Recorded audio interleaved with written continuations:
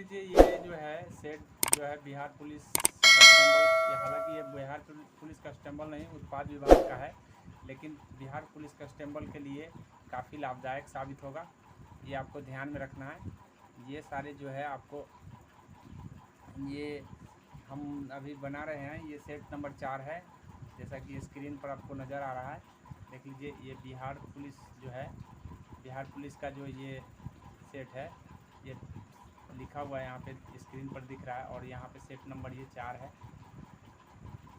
और अब हम बढ़ेंगे आगे। पहला क्वेश्चन है आपका कि प्रागैतिहासिक काल, प्रागैतिहासिक काल का अर्थ क्या है। तो जैसा कि आपको पता है कि इतिहास के समय के अनुसार 3 खंडों में बांटा गया। 3 खंड में पहला खंड आपको हो जाएगा प्रागैतिहासिक, दूसरा हो जाएगा अधैतिहासिक, और तीसरा हो जाएगा आपका ऐतिहासिक। तो ये तीनों में आप देख लीजिए प्रागैतिहासिक काल जिसका कोई प्रमाण नहीं है, न लिखित, यहाँ लिखित प्रमाण है लेकिन पढ़ा नहीं गया है, और यहाँ पे आपको लिखित और पढ़ा हुआ दोनों मिलेंगे। तो इस तरह से हम कह सकते हैं कि इसका ऑप्शन जो होगा ये 2 नंबर में लिखा हुआ है कि वह समय जिसका कोई ऐतिहासिक ब्यौरा लिखित न हो, उसी को हम कहते हैं, लिखित ब्यौरा न हो तो उसी को हम कहते हैं प्रागैतिहासिक काल। मेरे ख्याल से समझ में आ गया होगा। अगले सवाल की ओर बढ़ जा रहे हैं। अगला सवाल यहाँ पे देख लीजिए स्क्रीन पर दिख रहा है, बोला है कि वास्को डी गामा यात्री था, कहाँ का था। जैसा कि आपको पता होना चाहिए कि वास्को डी गामा 1498 में ये आया था। 1498 में ये आया था, और ये आया था आपको सबसे पहले केरल पहुंचा था। केरल में इसको जमोरी नाम का राजा जो है स्वागत किया था। तो ये बात आप ध्यान रखेंगे। इसका जो होगा ये पुर्तगाल से आया था, और प्रथम पुर्तगाली व्यक्ति या कहिए पुर्तगाली यात्री जो समुद्र के सहारे भारत में आया था। मेरे ख्याल से समझ में आ गया होगा। आगे देख लीजिए, संविधान में कितने वर्ष तक के बच्चों के लिए निःशुल्क अनिवार्य शिक्षा दी गई है। तो निःशुल्क अनिवार्य शिक्षा जो है ना, संविधान में 6 से लेकर के 14 वर्ष तक के बच्चों को दिया गया है, और 6 से 14 वर्ष तक के बच्चों को दिया गया है। तो ये कब दिया गया, तो ये जो है 2002 तक हमारे यहाँ संविधान में 2002 तक कोई प्रावधान नहीं था, लेकिन 2002 के बाद जो है 86वां संविधान संशोधन होता है, और 86वां संविधान संशोधन के जरिए 86वां संविधान संशोधन के जरिए जो है आपको ये प्रावधान किया गया है। ये ध्यान रखेंगे। इसका आंसर हो जाएगा 4 नंबर। अगला सवाल है जो अगला है कि नगर निगम के अध्यक्ष को क्या कहते हैं। तो नगर निगम के अध्यक्ष को हम महापौर कहते हैं, ये ध्यान रखेंगे। आगे है अगला क्वेश्चन आपका। तो यहाँ 5वां नंबर जो सवाल आप देख रहे हैं स्क्रीन पर, ये जो है 5 नंबर सवाल लिखा है कि बांग्लादेश स्वतंत्र कब हुआ। तो बांग्लादेश स्वतंत्र हुआ है 1971 में, पाकिस्तान से अलग हुआ है। बोला है 42वां संविधान संशोधन द्वारा भारत को किस प्रस्तावना में कौन सा निम्नलिखित में से कौन शब्द जोड़ा गया था, कौन सी विशेषता को जोड़ा गया था। तो धर्मनिरपेक्ष शब्द को जोड़ा गया था, ये बात ध्यान रखेंगे। हालांकि उस समय समाजवादी और अखंडता शब्द को भी जोड़ा गया है, ये बात ध्यान रखेंगे। बोला है संप्रदाय का क्या अर्थ है। तो संप्रदाय का अर्थ है जो धर्म के आधार पर सामाजिक विभाजन करता है, उसी को संप्रदाय कहते हैं, ये बात ध्यान रखेंगे। धर्मनिरपेक्ष का मतलब होता है हमारे संविधान धर्मनिरपेक्ष संविधान है, ये भी बात ध्यान रखेंगे। आगे है 2011 की मतगणना के अनुसार महिला के साक्षरता दर प्रतिशत पूछा है। तो महिला का साक्षरता दर जो है 65%, ये बात ध्यान रखेंगे। आगे भारतीय राष्ट्रीय कांग्रेस के संस्थापक कौन है। तो भारतीय राष्ट्रीय कांग्रेस के संस्थापक ए.ओ. ह्यूम है। यहाँ ऑप्शन से देख लेते हैं। ऑप्शन में आपको दिखा हुआ है ए.ओ. ह्यूम जो है, यहाँ पे लिखा है ए.ओ. ह्यूम, आप इस ऑप्शन से देख सकते हैं। अब इसके बाद है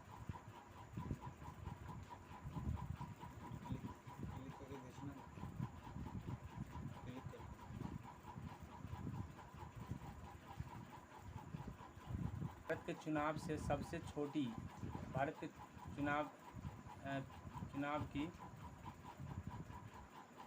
सबसे छोटी इकाई को क्या कहा जाता है? तो जो चुनाव व्यवस्था सबसे छोटी इकाई है ग्राम पंचायत है, इस बात को ध्यान रखेंगे। संयुक्त राष्ट्र के सुरक्षा परिषद के बारे में क्या सही है? ये बोला है कि संयुक्त राष्ट्र सुरक्षा परिषद के बारे में क्या सही है, तो यहाँ पे सुरक्षा परिषद में 5 अस्थायी और 10 अस्थायी सदस्य है। ऑप्शन नंबर 1 सही है, ये बात ध्यान रखेंगे। आगे बोला है कि भारत की स्वतंत्रता के बाद निम्न में से कौन भारतीय गवर्नर जनरल बना था? तो भारतीय जब पूछ दिया है तो आपको चक्रवर्ती राजगोपालाचारी हो जाएगा, इस बात को ध्यान रखें। गुट निरपेक्ष आंदोलन का स्थापना, तो गुट निरपेक्ष आंदोलन की स्थापना में कौन जुड़ा नहीं है, ये पूछा है, ध्यान रखिएगा। जवाहरलाल नेहरू जुड़े थे, मार्शल टीटो जुड़े थे और कर्नल नसीर जुड़े थे। बेनज़ीर भुट्टो नहीं जुड़ा था, ये बात ध्यान रखेंगे।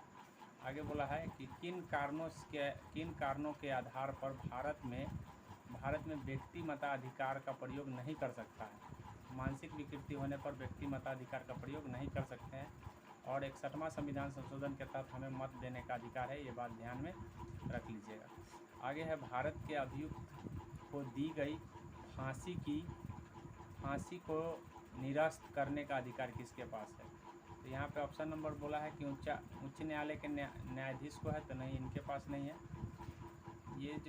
ये जो अधिकार है आपको यहाँ ऑप्शन में दिया है, ये प्रधानमंत्री, तो इनके पास भी नहीं है, राष्ट्रपति के पास है, ये ध्यान में रख लीजिए। आगे बोला है ब्रिटिश प्रधानमंत्री ग्रेबियल ने स्पॉट एक्ट किस वर्ष पारित किया था? तो ये ब्रिटिश प्रधानमंत्री जो है ग्रेनिवेल, ये किस वर्ष जो है ना स्पॉट एक्ट लाया था? तो ये 1765 में लाए थे, ये बात ध्यान रखेंगे। आगे है रोलेक्ट एक्ट कब पारित हुआ था? तो रोलेक्ट एक्ट ये तो सबको पता है कि 1919 में हुआ है। ना वकील ना दलील ना अपील वाली कहानी थी, इस बात को ध्यान रखेंगे। 1818 राजा राम मोहन राय किस सामाजिक बुराइयों को ख़त्म करने के लिए संघर्ष किए थे? तो ये जो है सती प्रथा को अंत करवाए थे, बेंटिक ने अंत किया था इन्हीं के प्रयास से, ये बात ध्यान रखेंगे। लॉर्ड विलियम बेंटिक थे उस समय गवर्नर। भारत के पुर्तगाली उपनिवेश की राजधानी गोवा किसने बनाया था, ये पूछा है। तो गोवा को बनाने वाला अल्मोड़ा है, फ्रांसिडो अल्मोड़ा, ये बात ध्यान रखेंगे। बोला है कि अंग्रेजी सरकार द्वारा बनाई गई किस ईस्वी में सूती वस्त्रों को आयात कर को हटा लिया गया? तो ये टैक्स जो है आपका 1881 ईस्वी में हटा लिया गया। आगे है बोला है कि मध्यकालीन समय क्या है? तो मध्यकालीन समय मैं आपको बता दूं कि 800 से लेकर के 1600 तक का मध्यकालीन है। इससे पहले आपका प्राचीन काल है और इसके बाद जो है आपका आधुनिक काल है, इस बात को ध्यान रखेंगे। आगे बोला है कि 1857 की क्रांति की शुरुआत कब हुई थी? 1857 की क्रांति की शुरुआत आपका हुआ था, कहाँ से हुई थी, ये पूछा है। तो क्रांति की जो शुरुआत हुई थी ये 10 मई 1857 को मेरठ से शुरू किया गया था, चर्बी वाले कारतूस के चलते। मगध राज्य के प्राचीनतम राजधानी क्या थी? तो याद रखिए मगध राज्य के 2 राजधानी हुए, एक तो आपका राजगिरी हुआ था, एक पाटलिपुत्र हुआ था। तो राजगिरी आपको ध्यान रखना है, पाटलिपुत्र को बनाने वाला उदयन था, ये बात आप ध्यान रखेंगे। आगे बोला है कि मनुष्य के द्वारा पहली बार नियोलिथिक युग का पालतू पशु कौन बनाया गया था? पालतू पशु जो है कुत्ता बनाया गया था। उसके बाद है मुगल काल का पतन शुरू हुआ था। तो मुगल काल का पतन जो है ना औरंगजेब के मरने के बाद 1707 ईस्वी में, आपको ध्यान रखना है कि 1707 ईस्वी में मुगल काल का पतन शुरू हो गया, अर्थात औरंगजेब के मरने के बाद। तो इस समय जो है ना आधुनिक काल है, क्योंकि हमने अभी बताया 1600 तक का जो काल है वो मध्यकाल था, तो उसके बाद जो है आपका आधुनिक काल होगा। आगे है नियोलिथिक का अर्थ क्या है? नियोलिथिक का अर्थ है, जैसा कि हम आपको बता दें कि नियोलिथिक एज जो है आपका 3500 BC से 1000 BC तक का माना जाता है। 3500 BC से आपको हो जाएगा 1000 BC, 1000 BC होगा। तो इस तरह से ध्यान रख लीजिए कि ये जो है ना आपका नवपाषाण काल में आता है। आगे है विश्व पर्यावरण दिवस मनाया जाता है, तो ये सबको पता है 5 जून को विश्व पर्यावरण दिवस मनाते हैं। आगे है निम्नलिखित में कौन प्राकृतिक पर्यावरण है। तो प्राकृतिक रूप से आप देख लीजिए, नहीं है, यहाँ बोला है प्राकृतिक रूप से नहीं है। तो प्राकृतिक हवा है, वन है, जल है। तो नहीं में आपका आ जाएगा बांध। ये मानव निर्मित, मानव का बनाया हुआ। पर्यावरण जैविक और अजैविक घटक के अंतर्गत अध्ययन क्या कहलाएगा, ये चीज़ बोला है। तो जैविक अजैविक घटक के अध्ययन करना आपको पारिस्थितिकी कहलाता है, ये बात ध्यान रखेंगे। आगे बोला है जलप्रपात का निर्माण किस कारक के द्वारा होता है। तो जलप्रपात का निर्माण जो होगा आपको नदी के द्वारा होता है, क्योंकि आपको बता दें कि जब नदी ऊंचाइयों से नीचे आता है तो ये जलप्रपात का निर्माण होता है। इस तरह से आपको पता रहना चाहिए। आगे बोला है कि बिंदु जहां भूकंप उत्पत्ति होता है, भूकंप उत्पत्ति केंद्र को हम अधिकेंद्र कहते हैं। उसके बाद है ज्वालामुखी के मुख को क्या कहते हैं। तो ज्वालामुखी के जो मुख होता है वो क्रेटर का रूप होता है, तो क्रेटर कहलाता है। निम्न में कौन पुनर्व्यकृत संसाधन है। तो यहाँ पुनर्व्यकृत संसाधन जो है लॉएस्क है। आगे बोला है कि भारत के पश्चिम तट पर स्थित राज्य सबसे लंबी कौन है। मैं आपको बता दूं कि टोटल तटीय राज्यों की संख्या 9 है, जिसमें से पश्चिम तट पर आपका सबसे तट रेखा वाला राज्य जो है गुजरात है। और अगर यही पूर्व तट पर पूछेगा तो ये आंध्र प्रदेश हो जाएगा। आंध्र प्रदेश जो है ना दूसरी सबसे बड़ी तट वाला राज्य है, तो ये पूर्वी तट पर है। और उसके बाद आपका पड़ता है महाराष्ट्र, ये बात ध्यान रखेंगे। टोटल तटीय राज्यों की संख्या 9 है। अब आपको है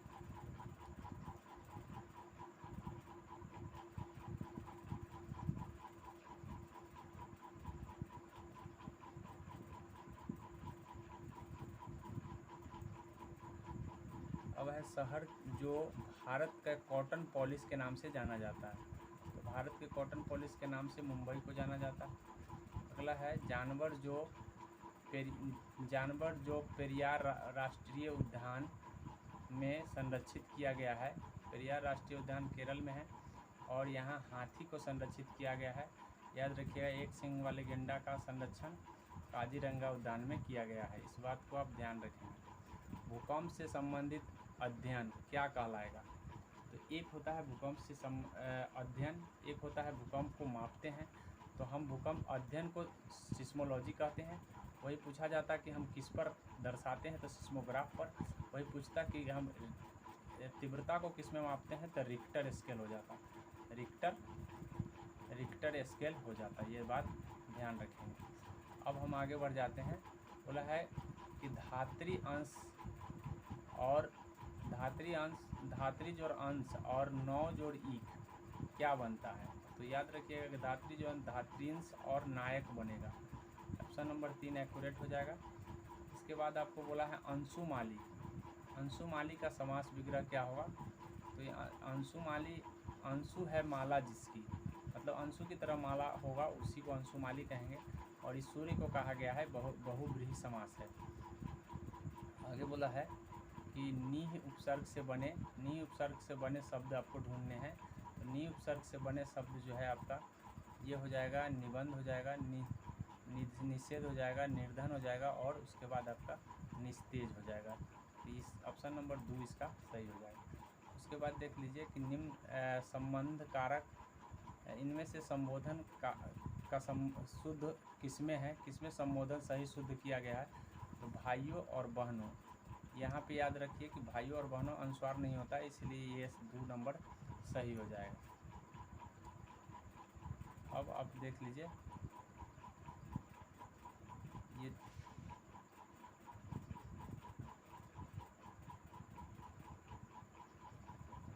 44 नंबर सवाल आप देख लीजिए।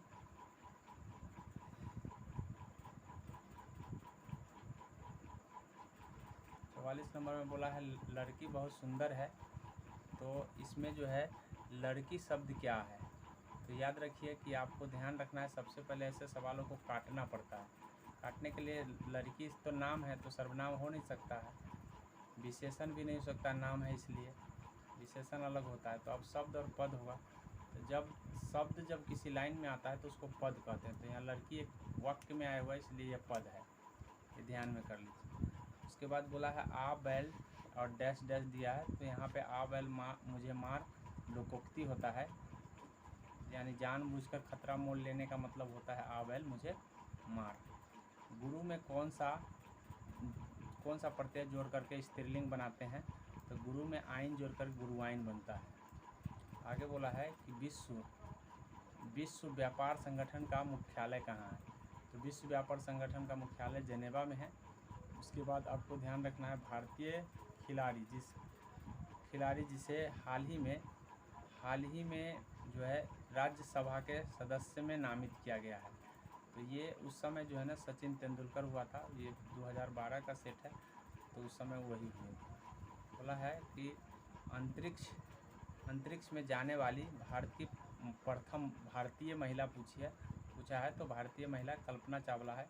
हालांकि ये जब आ रही थी स्पेस से तो कोलंबिया शटल जो है ना जल गया था, जिसके कारण इसका डेथ हो गया था 2003 में। इस बात को भी आप ध्यान रखें।